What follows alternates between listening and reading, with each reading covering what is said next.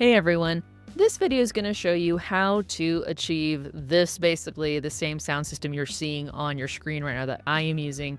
Not only does it look great, it sounds great too. So what I'm about to relay to you are recommendations for the apparatus that I have put together here so that I can have a great podcast sound. Also, I wanted to let you know I'm not in a studio per se. I don't have a ton of soundproofing in this room. I'm in a basement room. I have drywall and or concrete walls. I have a concrete floor but has a big old area rug on it. So if I sound good, it's because I've got the equipment that's helping me do that. So please keep that in mind. If you do have a soundproof studio, you will have to try less hard in order to achieve some good sound. Plus you have tools that can help you as well. But without further ado, let's go over what you're seeing. So first of all, I'm going to start from my lips all the way to my desk. So the first thing you're seeing is this little guy here. This is a pop filter. Now, I used to confuse these two things because you might have seen on microphones, sometimes they'll have a cover that goes on the microphone. I used to think that was a pop filter. It's not, it's a windscreen. And since I'm not in the wind, I don't really need that. But a pop filter, if you think about, and there's this word called plosives that is used in audio training.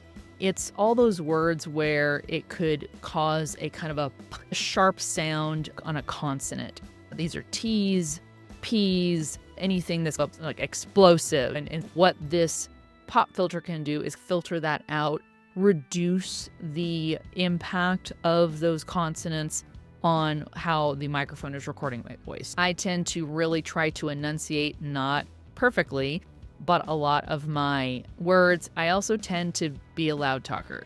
I have a whole little switcher set over here by Scarlett, by Focusrite, and it's my thing that I can kind of control the output, or rather how loud the gain on the recording of my voice.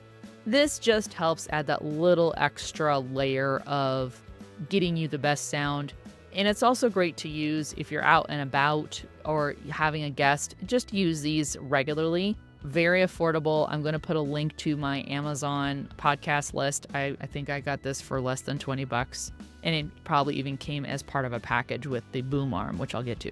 You can see it's got this is a very bendy little kind of corrugated thing, and it hooks right onto a boom arm. Could also hook onto the lip of something. Moving on, then you've got my microphone. And so this is my ATR2100 USB and XLR microphone. It's from Audio-Technica. It is the microphone I swear by. I have used this microphone, and this is a newer microphone I purchased because I had a prior Audio-Technica 2100. I had a prior one, and I had that for 6 years, and it started sounding wonky, but I'd also taken it out on the road and stuff, so I just replaced it. So it's super affordable. I know some people swear by Blue Yetis. I do not. I can't stand them, especially because I'm not, as I mentioned, I'm not in a studio. Blue Yetis are so sensitive. I have tried using its environment, and I've had to turn the gain down all the way. It's just super sensitive. I love this microphone so much, and I get so many compliments on it. It's simple. It's got an on and off switch. Granted, it doesn't have all the little bells and whistles and the controls that a Blue Yeti has. I know a lot of folks swear by Shure as well. I have not tried Shure. I haven't needed to. This mic is perfect for me. That's another thing. Mics can be different based on your voice. This one just happens to make me sound fabulous. Why would I go anywhere else? ATR 2100, so it's USB-C or XLR connection. I use the XLR, and I have that again. I wire that wraps all the way down nicely around and over and plugs into my switcher. So love this microphone. The next thing you can have is a Shockmount. That's nice. I have a pretty controlled environment. The Shockmount is this lovely thing you see here. It looks like it's got stars, but it's basically a grip for the microphone that connects to the boom arm. Again, getting there in a moment. It reduces the likelihood of me bumping and having that kind of reverberate through the recording. It just gives that little bit of extra in case something hits anything. The last thing you want to do when you are holding a microphone is to have sound be happening on the microphone apparatus itself. That's going to impact your recording. So this is just a nice little guy. Again, it's a little piece. I can bend it basically to insert the microphone. It's like you do a grip and it releases. It makes the core of it wider. So you grip it, you slide the microphone in, ungrip, and now it's gripping the microphone. and that screws right onto a boom arm or other things that you might have a tripod or some other mic stand. So that's my shock mount. And then we get to the boom arm.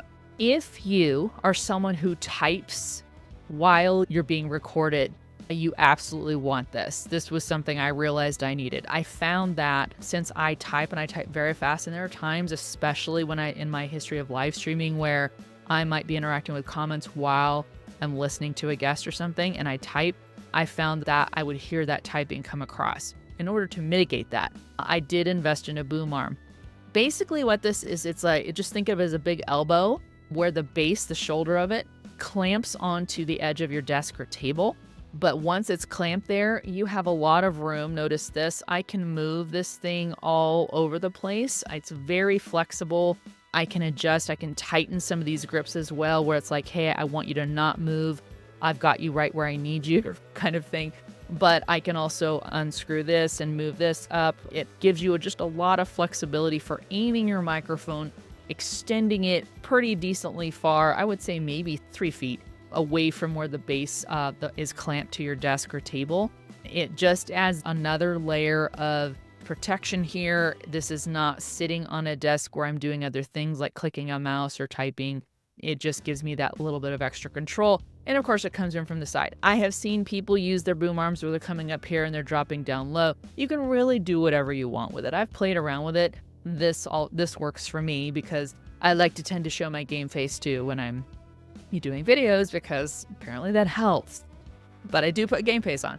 But you can do whatever you want with it. You have a lot of versatility with it. That's just a quick walkthrough of the 4 components to my microphone system. I've got my pop filter, got my ATR Audio-Technica 2100 USB-C/XLR microphone. I've got a shock mount, and then that shock mount is attached to my boom arm that clamps, and it's basically a desk or table mounted boom arm. Please let me know in the comments if you have any questions, or if you totally disagree, or if you're like, Shure and Yeti are the best and you don't know what you're talking about. Great. These work for me, also work for my budget. Which, speaking of which, there is a link in the description and the show notes that will show you where you can go buy these things off of Amazon and get them to you within just a couple days, and you can sound great like me. Hopefully this helps. Thank you so much. Bye.